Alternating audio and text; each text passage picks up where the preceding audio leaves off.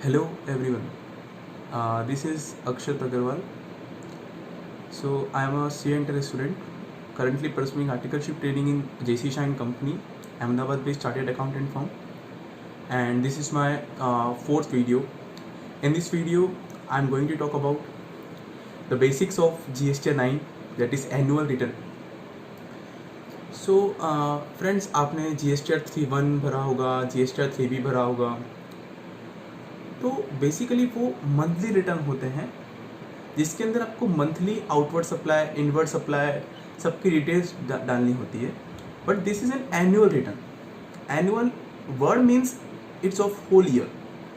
So in this return you have to mention the all details of outward supply, inward supply, details of debit note, credit notes, HSN summary, details of ITC during the whole financial year. So starting with the persons who are required to file annual return. So first one is regular registered person, means जो regular मतलब जो return file करता है, registered है GST के अंदर, मतलब जो मंथली रिटर्न फाइल करता है रेगुलरली, टर्नओवर यूज है, तो उनको तो फाइल करना आएगा. Second one, the composition taxable person, means जो असेसीज जो कि मंथली रिटर्न नहीं भरते और जिन्होंने कंपोजिशन स्कीम ऑप्ट कर रखा होता है, मीन्स जो 1% और 2% का जो क्राइटेरिया है कि हम इतना टैक्स भर देंगे तो हमारे पास फिर वो मंथली रिटर्न का ऑब्लिगेशन नहीं आएगा. So these are the persons who are required to file the annual return. And third one is the e commerce operator. Now moving towards the persons who are not required to file their annual return.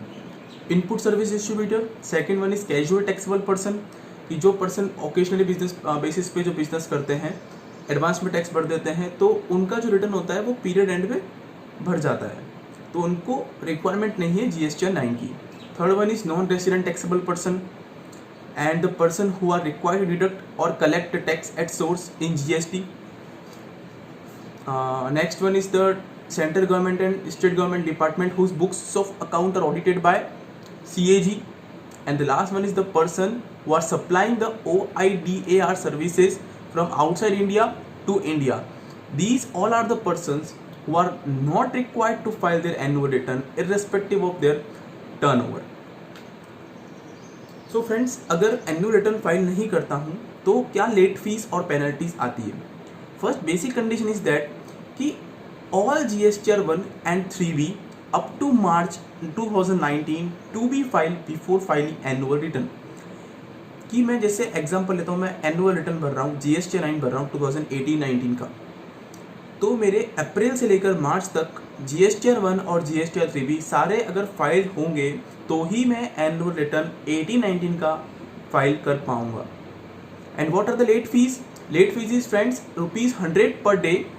Maximum is 0.25% of turnover in state, each under CGST and SGST. कि means ये जो penalty है, जो late fee है, वो CGST के अंदर इतनी है एंड SGST के अंदर इतनी, मतलब मिनिमम 200 पर डे.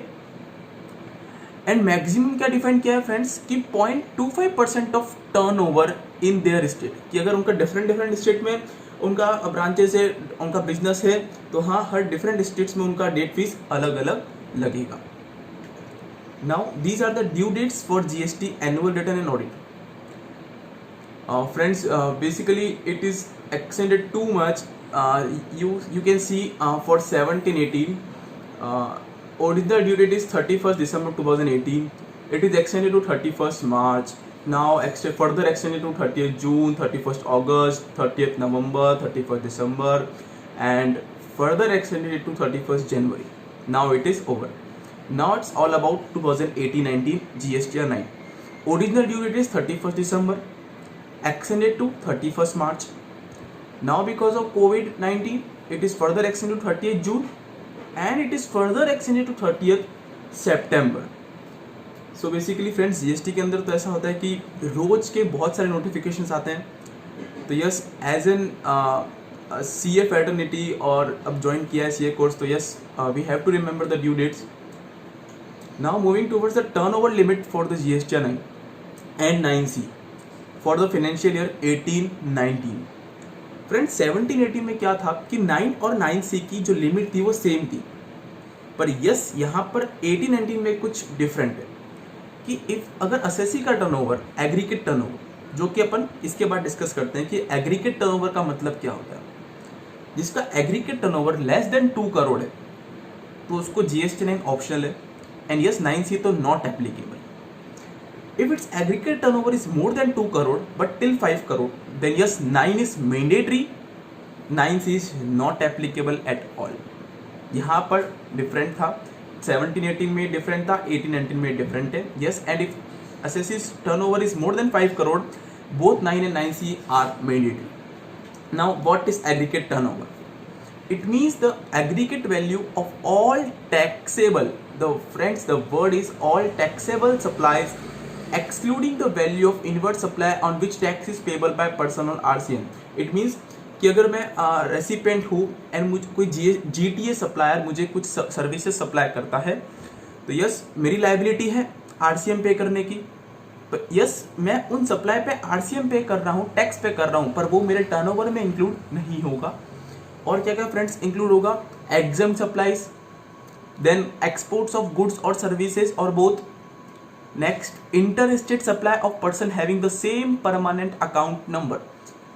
इसका मतलब क्या फ्रेंड्स कि मेरे डिफरेंट ब्रांचेस है डिफरेंट स्टेट्स के अंदर, तो मेरे जो डिफरेंट स्टेट्स का भी टर्नओवर होगा। मीन्स कि मैं अगर हेड ऑफिस मेरा से फॉर एग्जांपल गुजरात के अंदर है और मेरा एक ब्रांच है महाराष्ट्र के अंदर, तो मैं यहाँ से कुछ गुड्स का मूवमेंट कर रहा हूँ और ट्रांसफर कर रहा हूँ महाराष्ट्र के अंदर, तो यस वो भी मेरे टर्नओवर में इंक्लूड होगा।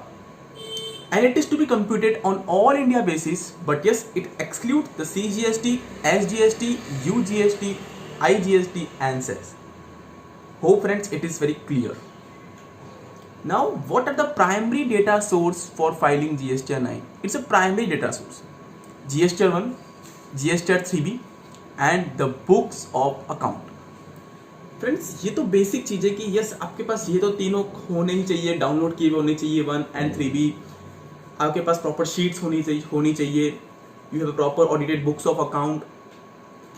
Now what do you mean by books of account? Friends her act के अंदर इसको अलग अलग डिफाइन किया, मतलब जो उनका रिक्वायरमेंट है उस हिसाब से डिफाइन किया। You can see in GST it is mentioned under section 35 subsection 1 and in Companies Act it is mentioned under section 128. मैंने सिर्फ अभी दो का कंपैरिजन किया एज पर GST और as per companies act. In GST what is written is that every registered person shall keep and maintain at his principal place of business as mentioned in the certificate form REG 06। Friends जो आपका assessee का जो GST में registered होता है उनको registration का एक फॉर्म आता है, फॉर्म REG 06, जिसके अंदर उसका प्लेस ऑफ बिजनेस लिखा होता है। यस उस प्रिंसिपल प्लेस ऑफ बिजनेस के ऊपर मेरा बुक्स ऑफ अकाउंट मेंटेन होना चाहिए। And in companies act what is written is that every company to prepare and keep the books of account and other relevant books and papers and financial statement at its registered office. It means that company का जो भी registered office होगा वहां पर company को books of account maintain करने होते हैं। Now the most important line and the difference between in CGST and in Companies Act is that in CGST or GST law it is a true and correct account and in Companies Act it may be true and fair। मैं इसमें friends थोड़ा सा deep में जाना चाहूँगा कि अगर मैं कंसल्टेंट हूँ GST 9 का और 9C का, तो मैं बुक्स ऑफ अकाउंट को तभी एक्सेप्ट करूँगा जब वो ट्रू एंड करेक्ट होगी असेसी के द्वारा और CA द्वारा।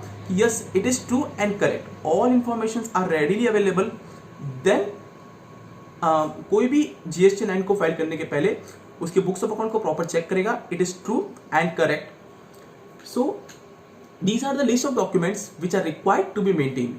एंड ये थोड़ी ब्रीफ लिस्ट है कि yes this are at least document we have to maintain.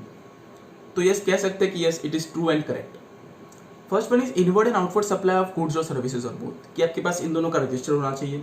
Second, you have to maintain the summary of your stock of goods, value, quantity. Third one is the summary statement of your input tax credit availed during the financial year. Next, output tax payable and paid. You have a proper statement of output tax payable and the paid, and the details of the bank statement from which you have paid the tax. You have a detail of goods and services imported or exported during the financial year. And yes, you have a proper relevant documents for the payment of tax on reverse charge or others. You have proper refund vouchers, invoices, debit notes, credit notes, bill of supply.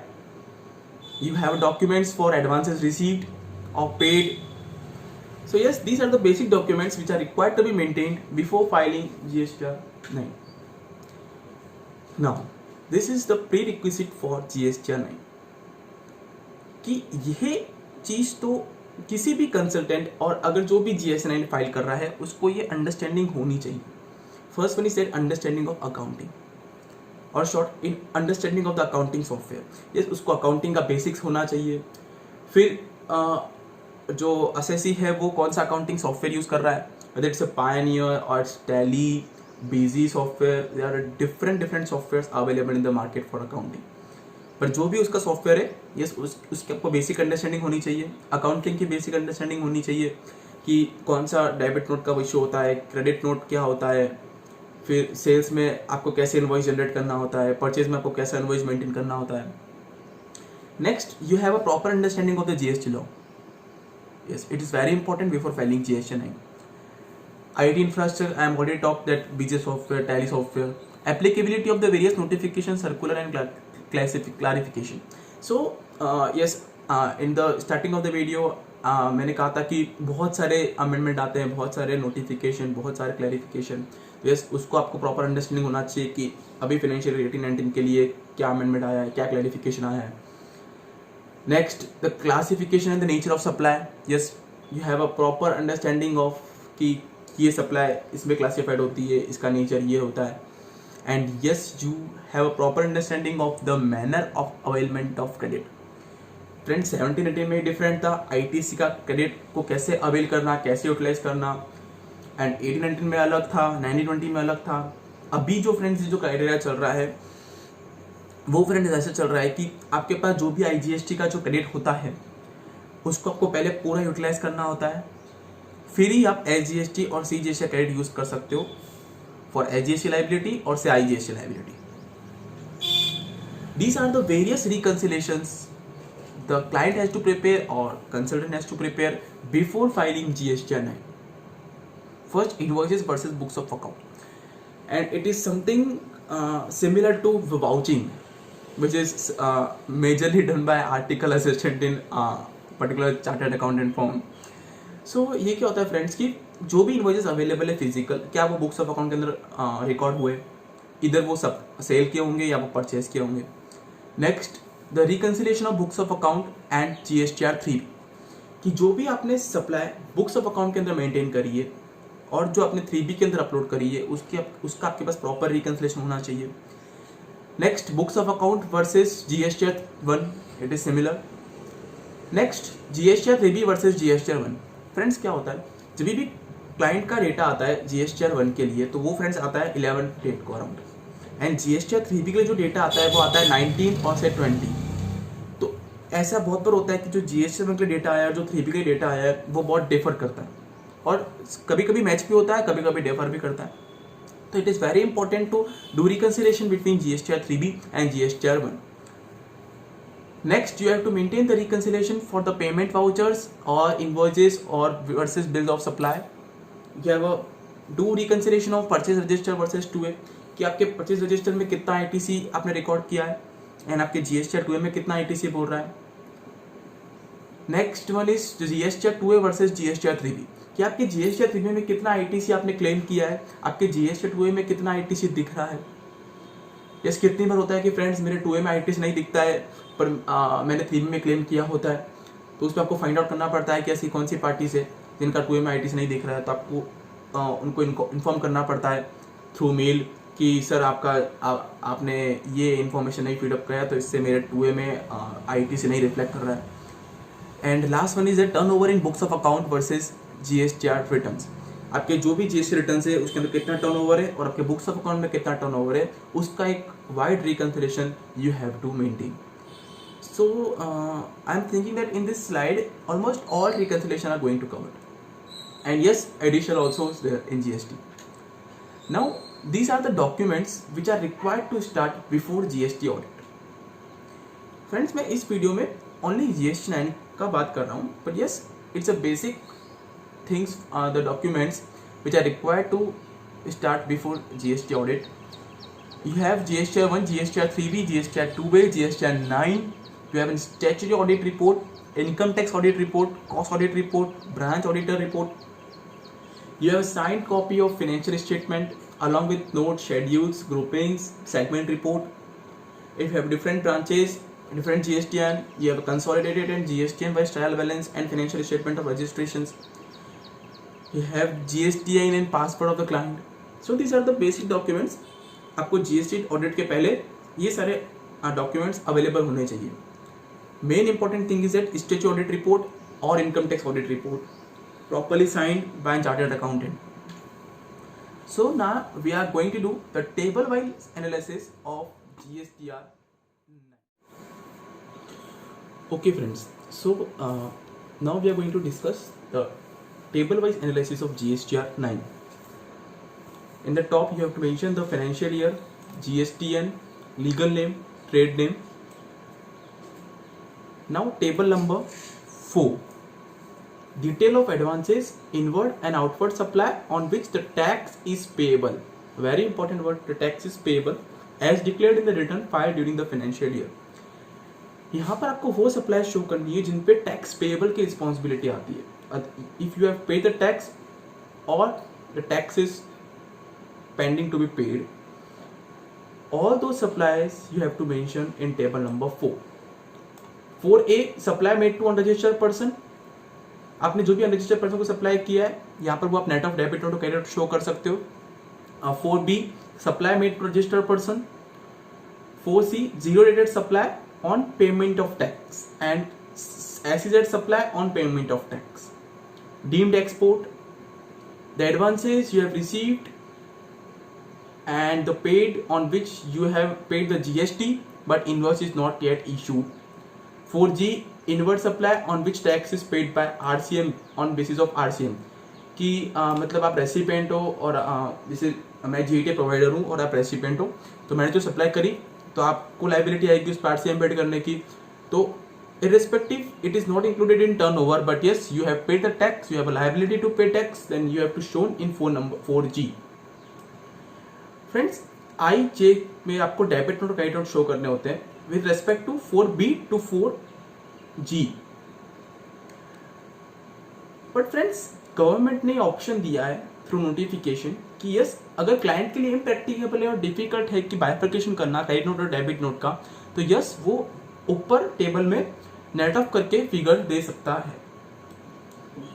Now table number 5, detail of outward supply on which the tax is not payable. 4 में क्या था friends, वो सारी supply जिन पे tax payable होता है. Table number 5 में the details of outward supply on which the tax is not payable means कि एग्जाम सप्लाई होगा. अब मैं डिस्कस करते हैं फ्रेंड्स. ए और B same, zero rated supply, SEZ supply without payment of tax, वो यहाँ पर शो करनी होती है फ्रेंड्स. क्योंकि देखो फ्रेंड्स, जीएसटी का कॉलम है ही नहीं, क्योंकि यहाँ क्या लिखा है, without payment of tax. Supply on which the tax will be paid by recipient on reverse charge basis. यहाँ पर जीटीए सप्लाई डालेगा कि मैं जीटीए सप्लायर हूँ और मैं 9 भर रहा हूँ, तो मैं 5C में मेरी सप्लाई डाल लूंगा क्योंकि मैंने वो सप्लाई करी, पर यस उस पर मेरी लाइबिलिटी नहीं है टैक्स पेड करनी, क्योंकि उस पर रेसिपिएंट टैक्स पेड करेगा, पर वो है मेरे लिए सप्लाई, तो वो यहाँ पर आएगा 5C के अंदर. 5D, 5E, 5F exempted supply, non GST supply, related supply अपन को यहाँ पर डिस्क्लोज करनी होती है. 4G टोटल आएगी, credit note, debit note. Yes friends, यहाँ पर भी ऑप्शन है एसएससी के पास कि अगर उसके पास डिटेल्स इम्प्रैक्टिकेबल है फाइंड करना और डिफिकल्ट है, रिकॉर्ड्स उन्होंने रिकॉर्ड प्रॉपरली मेंटेन नहीं किए, तो यस वो यहाँ पर सेट ऑफ कर सकता है. पर यस अगर आप कर सकते हो उसका बाइफिकेशन तो well and good, otherwise option है एसएससी के पास में. Now table number 6, details of ITC as declared in the returns filed during the financial year. Table number 6, details of ITC await as declared in return file during the financial year. अब friends यहाँ पर क्या होता है कि जो 6A का जो टेबल है, यहाँ पर आपने जो भी 3B के अंदर GSTR 3B जो होता है उसके अंदर जो पूरे साल में ITC क्लेम किया होगा, यहाँ पर वो ऑटो पॉपुलेटेड आता है टेबल अपने GSTR 3B फॉर्म से। अब फ्रेंड्स इस टेबल में आपको क्या बाइफिकेशन देना होता है, मीन्स ऐसा हो सकता है फ्रेंड्स कि आपने इस साल जो GSTR 3B भरा हो, जो भी ITC क्लेम किया हो, उसके अंदर आपने प्रीवियस ईयर का भी ITC क्लेम किया हो, ऐसा हो सकता है फ्रेंड्स। बट ये रिटर्न तो फ्रेंड्स इस साल का जा रहा है कि आपने इस साल में कितना ITC क्लेम किया। तो फ्रेंड्स टेबल नंबर 6 के अंदर आपको किस चीज का बाइफिकेशन देना होता है कि आपने ड्यूरिंग द फाइनेंशियल ईयर उस साल में उस साल का ITC कितना क्लेम किया।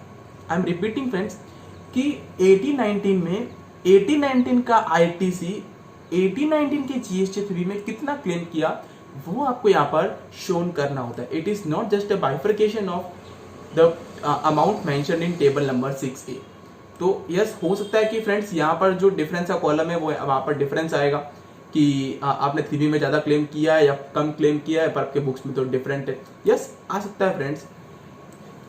सो table number 6, the table number 6B, inward supply other than inputs and inward supply liable to reverse charge. यहाँ पर आपको इनवर्ट सप्लाई का इन्फॉर्मेशन देना पड़ता है। यहाँ पर आपको फ्रेंड्स जो आपने RCM पे लाइबिलिटी पे करी है, means inward supply on which you have paid tax on the basis of RCM। यहाँ पे फ्रेंड्स डिफरेंट ऑप्शन अवेलेबल है और से टेबल अवेलेबल है कि आपने जो इनवर्ट सप्लाई करा है वो रजिस्टर्ड पर्सन से किया है और अनरजिस्टर्ड पर्सन से किया है।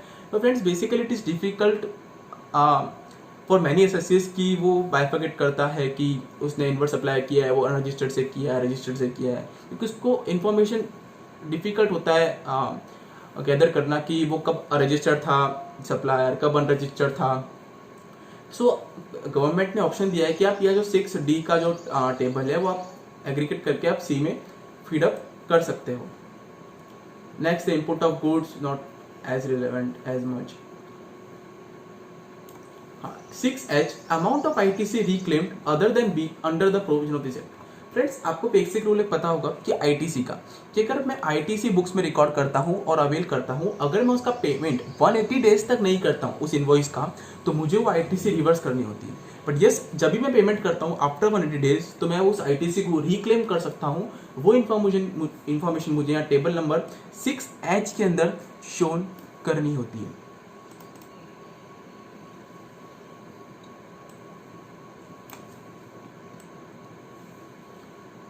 Now the transition credit through Tran 1. Table number 7. The details of ITC reversed and ineligible ITC as declared in the return filed during the financial year. कि आपने जो भी ITC रिवर्स करी है या जो ITC आपके लिए इनएलिजिबल है, वो ITC आपको यहाँ पर बाइफिकेट करनी होती है।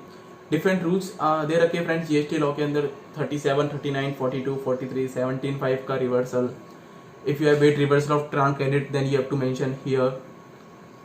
पर फ्रेंड्स इसमें भी गवर्नमेंट ने ऑप्शन दिया है कि अगर आपको पता नहीं कि अपने कौन से सेक्शन के अंदर रिवर्सल किया है या डिफिकल्ट है कि सेक्शन क्या कहता है, तो ये आप पूरा फिगर अदर रिवर्सल में डाल सकते हो एग्रीगेट करके। Now table number 8 is other ITC related information. Friends it is just an information, इसमें आपकी लाइबिलिटी में कुछ भी डिफर नहीं करेगा, कोई यहाँ पे पेबल नहीं आता है, is just an information. Yes, ये इसके लिए भी फ्रेंड्स ऑप्शन है कि अगर आपको यहाँ पर इन्फॉर्मेशन नहीं देनी है तो यस, आप जब 9C अपलोड करते हो उसके अंदर जो अटैचमेंट जाता है फ्रेंड्स, वहाँ पर आप अपने 3B का रजिस्टर मीन्स परचेज रजिस्टर और GSTR 2A का रिकन्सिलेशन आप दे सकते हैं। आप उनको दे सकते हैं कि आपके ऐसा कौन सा ITC जो आपके 2A में शो कर रहा है पर आपके बुक्स में शो नहीं कर रहा, ऐसा कौन सा ITC जो आपके बुक्स में रिकॉर्डेड है पर आपके 2A में रिफ्लेक्ट नहीं कर रहा।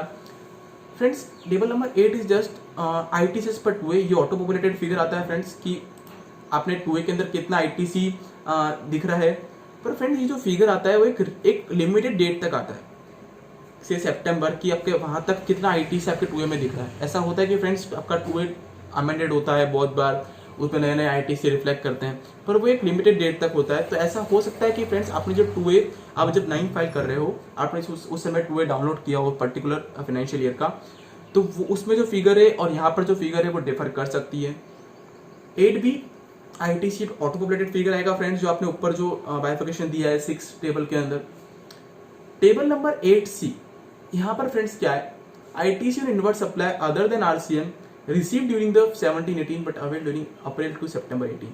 फ्रेंड्स ये बेसिकली जो फ्रेंड्स जो PDF है ये 17-18 एनुअल रिटर्न की थी, अभी मैं बात कर रहा हूँ 18-19 के लिए। तो फ्रेंड्स सेम होगा, ये 18-19 होगा और यहाँ पर अप्रैल टू सितंबर 19 होगा। ये फ्रेंड्स क्या है कि ऐसा हो सकता है कि फ्रेंड्स मैंने पूरे साल की कुछ ऐसी ITC रह गई हो जो मैंने उस साल में क्लेम नहीं करी हो, तो फ्रेंड्स ऐसा ऑप्शन रहता है कि आप आफ्टर द मार्च आप सितंबर तक उस ITC को क्लेम कर सकते हो, मतलब उन रिटर्न्स के अंदर 3B के अंदर।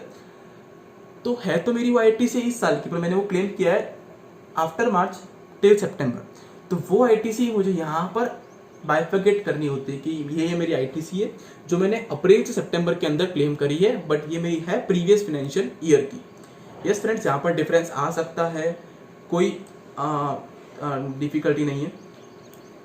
Table number 8E, table number 8F, यहाँ पर आपको बाइफर्केशन देना होता है friends, ITC available but not avail, ITC available but ineligible. Friends अभी फ्रेंड्स ये ऑप्शनल है, बिकॉज फ्रेंड्स धीरे धीरे जब GST प्रैक्टिकल में आएगा, सबको अंडरस्टैंडिंग होगा, तो इट इज़ मैंडेटरी।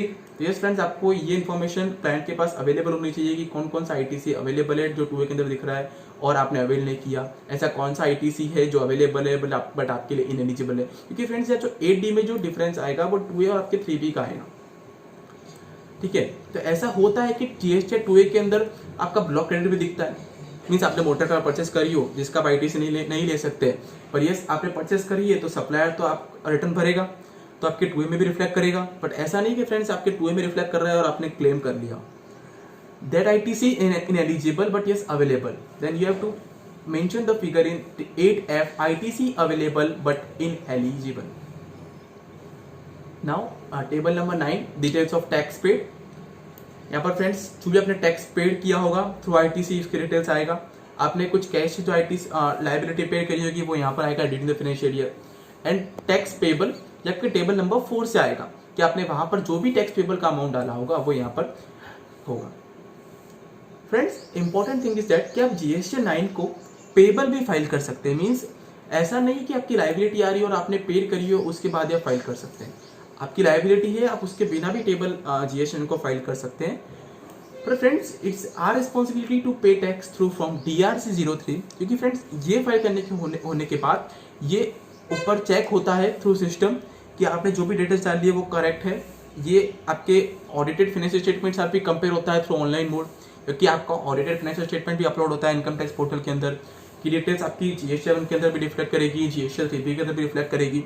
तो फ्रेंड्स बाद में अगर इसकी कोई पेनल्टी आती है, कुछ डिफरेंसेस आते हैं तो उसकी ह्यूज पेनल्टी क्लाइंट को पे करनी होती है। हाँ, this is very important. Okay wait,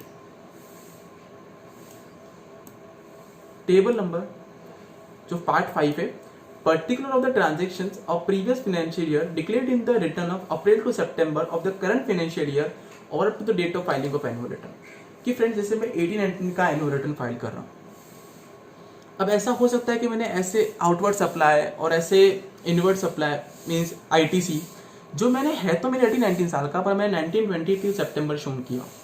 तो टेबल नंबर 10 क्या बोल रहा है फ्रेंड्स, सप्लाई और tax declared through amendments net of debit note, कि मैंने कोई आउटवर्ड लायबिलिटी है जो मैंने ड्यूरिंग द फाइनेंशियल ईयर मैंने डिक्लेयर नहीं करी हो GST 3B के अंदर। तो यस फ्रेंड्स, मैं टेबल नंबर और मैंने उसको शो कर दिया हो from April to September in GST 3B, तो वो फ्रेंड्स मुझे यहाँ पर शो करनी पड़ेगी क्योंकि वो है मेरे 18-19 के लिए, पर मैं उसको टेबल नंबर 4 में शो नहीं करूँगा क्योंकि मैंने उस साल में तो उस पर टैक्स पेड नहीं किया है।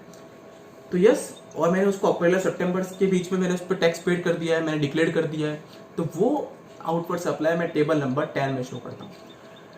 टेबल नंबर 11 के अंदर मैंने कुछ सप्लाई को रिड्यूस किया हो, इधर क्रेडिट नोट इशू हुआ हो और एनी अदर रीजन, पर वो मैंने कब किया हो, फ्रॉम अप्रैल टू सितंबर, कि मैंने 18-19 में नहीं किया। बाद में मुझे इन्फॉर्मेशन अवेलेबल हुई और जब मैंने ऑडिट हुआ मेरा इनकम टैक्स का, तो वाउचिंग वेरिफिकेशन हुआ, तो इन्फॉर्मेशन गैदर हुई कि यस ये क्रेडिट नोट तो मैंने GST के अंदर अपलोड ही नहीं की है। तो वो मेरे पास ऑप्शन होता है कि मैं अप्रैल टू सितंबर तक उसको रेक्टिफाई कर दूं, उसके जो रिटर्न्स होते हैं अप्रैल टू सितंबर के, मैं उसमें वो अमेंड कर दूं। तो मैं वो अमेंडमेंट्स और वो जो मैंने सप्लाई जो मैंने रिड्यूस करी है थ्रू अमेंडमेंट्स, वो मैं टेबल नंबर 11 में शो करता हूँ, टेबल नंबर 4 में नहीं। But yes, basic condition is you have to declare in from April to September return. Now table number 12 and 13 is with respect to ITC. Table number 10 और 11 था वो friends outward liability के related था कि इधर आपने उसको इंक्रीज किया होगा फ्रॉम अप्रैल टू सितंबर, इधर आपने उसको डिक्रीज किया होगा from April to September. Now table number 12 is with respect to ITC. Reversal of ITC availed during the previous financial year. Friends अपने 18-19 में ITC क्लेम कर लिया, बट ये बात को पता पड़ा कि ये ITC इनएलिजिबल है और मुझे क्लेम नहीं करना चाहिए, और मैंने अप्रैल टू सितंबर के अंदर उस ITC को रिवर्स कर दिया. तो वो फ्रेंड्स मैं डिटेल्स यहाँ पर डिक्लेयर करूंगा कि वो ITC मेरे लिए इनएलिजिबल थी और मैंने फ्रॉम अप्रैल टू सितंबर उसको रिवर्स कर दिया GSTR 3B के अंदर. तो मुझे उसको GSTR 9 फॉर 18-19 के अंदर टेबल नंबर 12 के अंदर डिस्क्लोज करना पड़ेगा क्योंकि वो है ITC 18-19 के लिए. Table number 13 ITC availed for the previous financial year. Friends जैसा मैंने आपको कहा कि ऐसा हो सकता है कि मैंने 18-19 के अंदर GSTR 3B के अंदर जो ITC क्लेम किया है वो हो सकता है 17-18 का भी हो. पर फ्रेंड्स मैंने टेबल नंबर 6 के अंदर क्या बाइफर्केशन दिया था, जो ITC मैंने 18-19 का है 18-19 में क्लेम किया है वो मैंने बाइफर्केशन दिया था. तो फ्रेंड्स मेरे वहाँ पर डिफरेंस आ रहा होगा कि मैंने 3B में तो इतना ITC क्लेम किया है और मैंने जो यहाँ पर बाइफर्केशन दिया है वो डिफरेंट है. यस, डिफरेंस आ सकता है. अब फ्रेंड्स उसका रीजन क्या हो सकता है कि मैंने ITC जो अवेल किया है वो प्रीवियस फाइनेंशियल ईयर का हो. तो वो इन्फॉर्मेशन मुझे यहाँ पर डिस्क्लोज करनी है कि मैंने इस साल के अंदर GSTR 3B के अंदर ऐसा कुछ ITC क्लेम किया है जो कि प्रीवियस फाइनेंशियल ईयर का है. वो मुझे यहाँ टेबल नंबर 13 के अंदर पार्ट 5 के अंदर डिस्क्लोज करनी होती है. मैं इसका at the end of video मैं एक डिटेल एनालिसिस दूंगा आउटवर्ड सप्लाई का और इनवर्ड सप्लाई का, जिसके अंदर कॉम्प्लिकेशंस आते हैं. Table number 14 differential tax paid, it is not as much important कि कुछ लाइबिलिटी आपकी आ रही है, आपने टैक्स पेड नहीं किया, वो आपको इन्फॉर्मेशन यहाँ पर देनी होती है. Part 15 other information. Now times this is optional. At 17 HSNY summary of outward supply. Friends ये वेरी इंपॉर्टेंट है कि आपने जो भी आउटवर्ड सप्लाई किया ड्यूरिंग द फाइनेंशियल ईयर, आप जैसे GST 1 में HSN समरी डालते होंगे तो आपको यहाँ पर भी पूरे साल की HSN समरी को अपलोड करना होता है. फ्रेंड्स अगर आपके पास HSN का समरी प्रॉपर नहीं है, कितना क्वांटिटी है, कितना उसका कौन सा यूनिट है, प्रॉपर आपका बाइफर्केशन नहीं है CGST या GST का उस सप्लाई का, तो फ्रेंड्स गलत डालो, इसे तो मत डालो. कि अगर आपको प्रॉपर इन्फॉर्मेशन है तो ही आपको यहाँ डिस्क्लोज करनी होती है. अगर यस ये ऑप्शनल है फ्रेंड्स. GST के अंदर ये ऑप्शन टेबल है 17. फ्रेंड्स GST के अंदर बहुत सारी चीज़ें ऑप्शनल है क्योंकि फ्रेंड्स अभी अभी नया नया आया है, सबको एकदम फीडअप नहीं हुआ है कि नहीं इसके अंदर क्या इन्फॉर्मेशन डालनी है. डिफरेंट क्लैरिफिकेशन आते हैं, डिफरेंट ओपिनियन होते हैं. And yes friends, whatever I'm going to talk about in this video, it's only my opinion. Please don't be considered as a final expert advice. If you have any doubt, you can mention in the comment. And before going to take any final advice, you have to consult your concerned chartered accountant before taking any final conclusion. Now table number 18, HSN of inward supplier. In table number 19, you have to disclose the late fee payable or paid in CGS and GST. And at the end, you have to verify that yes, I hereby solemnly affirm and declare that this information given above is true and correct to the best of my knowledge and the details available to me. The place, date and the signature of the authorized representative you have to disclose here. Now, these are the additional information you have to maintain. Friends, मैंने आपको discuss किया होगा table number 6 के अंदर कि input service और capital goods का जो बाइफर्केशन देना होता है वो ऑप्शनल है. बट यस वो आपको फ्रेंड्स मेंटेन करना होता है for true and correct books of account. And ये प्रैक्टिस को आपको फ्रेंड्स रेगुलर में लाना पड़ेगा क्योंकि फ्रेंड्स ये अभी ऑप्शनल है, क्योंकि अभी अर्लियर स्टेज है GST का. जब फ्रेंड्स जैसे जैसे GST इम्प्लीमेंट प्रॉपर होने लगेगा, 4-5 साल पास होंगे, तो ये फ्रेंड्स कंपल्सरी हो जाएगा मुझे डिस्क्लोज करना. But now it is optional. You have to maintain the bifurcation of ITC on inward supply liable to. Yes friends, आपने टेबल नंबर 6 के अंदर ये भी देखा होगा कि जो भी इनवर्ड सप्लाई आपने जो ली है जिसमें आपने RCM पेड किया है वो आपको बाइफर्केशन देना पड़ता है कि कौन सी इनवर्ड सप्लाई जो आपने रजिस्टर्ड से ली है, कौन सी इनवर्ड सप्लाई जो आपने अनरजिस्टर्ड से ली है. But yes friends, I am agree कि ये बहुत डिफिकल्ट होता है आपको मेंटेन करना. बट ये जो भी रेड में है वो अभी ऑप्शनल है, पर यस बाद में वो मैंडेटरी हो सकते हैं. HSN wise details, details of goods purchase from composition tax payer, details of goods sent for job work, goods Saint on approval basis, details of refund claim. Now friends, it's an analysis of mind. मैंने दो example लिए, एक लिया outward tax liability का, एक लिया है inward tax liability का. Friends, what is this? मैंने जीएसटी 3B के अंदर 18-19 के अंदर इतना आउटवर्ड टैक्स लायबिलिटी शो किया. उसके अंदर से मैंने 17-18 के अंदर टेबल नंबर 10 के अंदर इतना फिगर डाला था. मेरा टेबल नंबर 10 फ्रेंड्स क्या था कि मैंने आउटवर्ड लायबिलिटी डिस्क्लोज करना भूल गया उस साल के अंदर, और मैंने अप्रैल टू सितंबर के अंदर उसको डिस्क्लोज कर दी. तो फ्रेंड्स, ये 1,01,000 जो होगा वो ज़्यादा होगा 3,000 से. एंड मैंने टेबल नंबर 11 के अंदर 17-18 के अंदर 2,000 फिगर डिस्क्लोज करी थी. टेबल नंबर 11 क्या थी फ्रेंड्स कि मैंने आउटवर्ड लायबिलिटी को रिड्यूस किया फ्रॉम अप्रैल टू सितंबर, जो कि लायबिलिटी थी प्रीवियस फाइनेंशियल ईयर की. तो फ्रेंड्स, जो 18-19 का जो proper with respect to particular financial year 18-19 जो लायबिलिटी है मेरी, वो है 1 लाख सप्लाई. क्योंकि 1,01,000 में से मैंने 3,000 तो वो दिख रहा होगा मेरा 17-18 का, तो 18-19 का कितना हुआ 98,000. एंड मैंने जो आउटवर्ड लायबिलिटी जो रिड्यूस किया होगा तो वो इतने से रिड्यूस होगा, तो 98 + 2 1 लाख. तो मेरी 1 लाख जो लायबिलिटी है वो मैंने 3B के अंदर डिस्क्लोज करी है विद रेस्पेक्ट टू 18-19 मैंने रिपोर्ट करी है. अब फ्रेंड्स, ये एक डिटेल्ड बाइफर्केशन है, आपको दिख रहा होगा friends. Yes, now actual outward liability, ये फर्स्ट सिनेरियो है. Second, third, fourth, fifth scenario, आपका जो एक्चुअल लायबिलिटी है वो है 1 लाख, और आपने रिपोर्ट भी किया है 3B के अंदर 1 लाख. तो कुछ डिफरेंस नहीं है. आपने टेबल नंबर 4 के अंदर भी 1 लाख शो किया है, it is good. And yes, आपका जो टेबल नंबर 9 होता है 4, 5, 6, 7, 8, 9, जिसके अंदर आपको टैक्स पेबल और टैक्स पेड की डिटेल्स दिखती है, तो वहाँ पर आपको टैक्स पेबल भी 1 लाख दिख रहा होगा, बट आपको टैक्स पेड दिख रहा होगा 1,01,000, क्योंकि आपने जीएसटी 3B के अंदर 1,01,000 पेड किया है. बट यस, मैंने इसको आपको रीजन दिया कि उसके अंदर प्रीवियस ईयर का एडजस्टमेंट है, तो वो डिफरेंस आएगा. इट इज नो प्रॉब्लम कि वो 1,000 डिफरेंस आएगा, क्योंकि 3,000 और 2,000 की वजह से जो 1,000 डिफरेंस आएगा, यस वो आएगा. आपका कोई भी टैक्स पेबल नहीं है. सेकंड सिनेरियो, आपका जो एक्चुअल आउटवर्ड लायबिलिटी है वो है 1,01,000, एंड आपने जो रिपोर्ट किया है 3B के अंदर विद रेस्पेक्ट टू 18-19 वो रिपोर्ट किया है 1 लाख. तो यस, आपने कम रिपोर्ट किया 1,000, अपने टेबल नंबर 4 के अंदर रिपोर्ट किया 1 लाख, और आपने जो 1,000 जो कम रिपोर्ट किया है वो आपको पता पड़ गया था ड्यूरिंग द फाइनेंशियल ईयर. तो आपने क्या किया, अप्रैल टू सितंबर के अंदर, मींस अप्रैल 19 टू सितंबर 19, आपने जीएसटी 3B के अंदर वो लायबिलिटी डिस्क्लोज कर दी. तो मींस अभी आपका पेबल नहीं है. आपको आपने जो टैक्स ऑडिट में आपको पता पड़ा, या आफ्टर मार्च आप रिकंसिलेशन कर रहे थे तो आपको पता पड़ा कि मेरी 1,000 की लायबिलिटी मेरी बुक्स में ज़्यादा है, पर मैंने 3B के अंदर डिस्क्लोज नहीं करी है. पर ये जो रूल बोलते हैं कि मुझे अप्रैल टू सितंबर के अंदर डिस्क्लोज कर देनी चाहिए, मैंने कर दी. एंड मैंने वो टेबल नंबर 10 के अंदर मुझे फीडअप करनी पड़ेगी. कहाँ पर friends, for GST 9 of financial year 19-20, कि वहाँ पर मुझे टेबल नंबर 10 में डिस्क्लोज करना पड़ेगा कि ये जो मेरी 1,000 जो लायबिलिटी है वो मेरी है प्रीवियस ईयर की, पर मैंने उसको अमेंड किया था फ्रॉम अप्रैल टू सितंबर.